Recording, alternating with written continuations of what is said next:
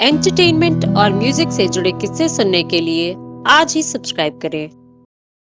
दोस्तों, हम सभी जानते हैं कि किशोर दा खंडवा से मुंबई एक गायक बनने की इच्छा के साथ आए थे। बाद में तो किशोर दा भारतीय सिनेमा के महानतम पार्श्व गायक बने, लेकिन शुरुआत में उन्हें सफलता नहीं मिली थी।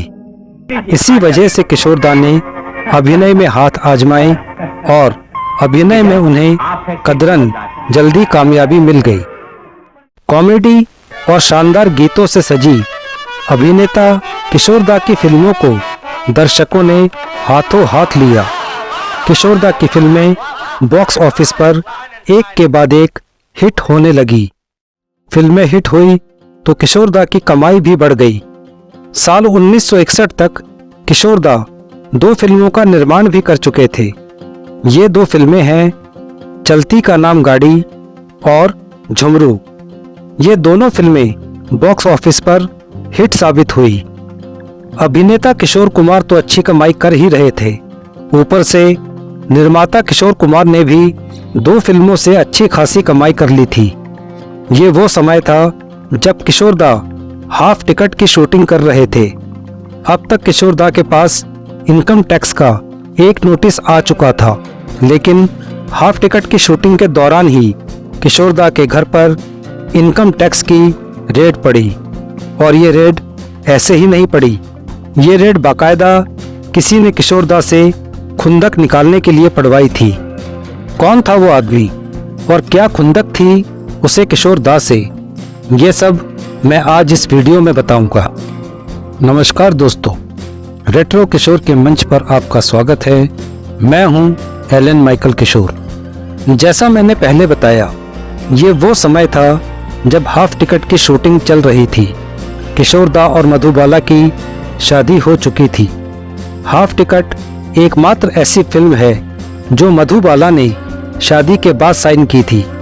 किशोर दा से शादी होने के बाद मधुबाला की जितनी भी फिल्में रिलीज हुई, उनमें से हाफ टिकट को छोड़कर बाकी सभी फिल्में मधुबाला ने शादी से पहले साइन की थी।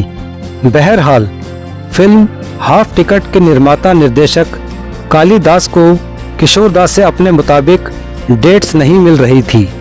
और कुछ एक बार तो ऐसा भी हुआ जब किशोर दा डेट देने के बाद भी टाइम पर सेट पर नहीं पहुंचे। फिल्म की शूटिंग में हो रही देरी से कालीदास परेशान थे, लेकिन उनमें सीधे सीधे किशोर दा से कुछ कहने की हिम्मत भी नहीं थी। पर मन में किशोर दा को सबक सिखाने की इच्छा भी थी। कालीदास ने अपने मन की खुंदक को निकालने के लिए इनकम टैक्स डिपार्टमेंट में फ़ोन कर दिया और कहा कि उन्हें पक्का पता है कि किशोर कुमार टैक्स का पूरा भुगतान नहीं कर रहे हैं। किशोर दा पहले से ही इनकम टैक्स डिपार्टमेंट के रडार पर थे।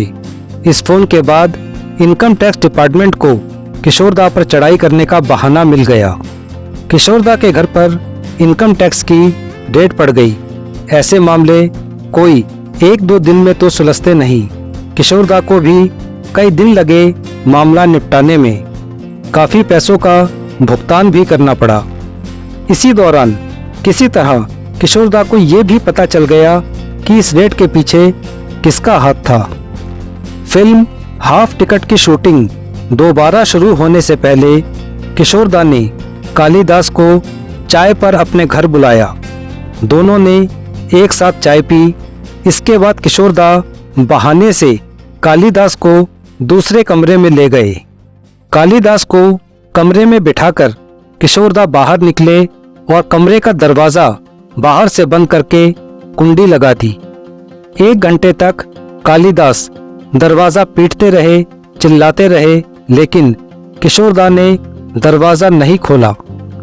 1 घंटे बाद किशोर दा ने दरवाज़ा खोला।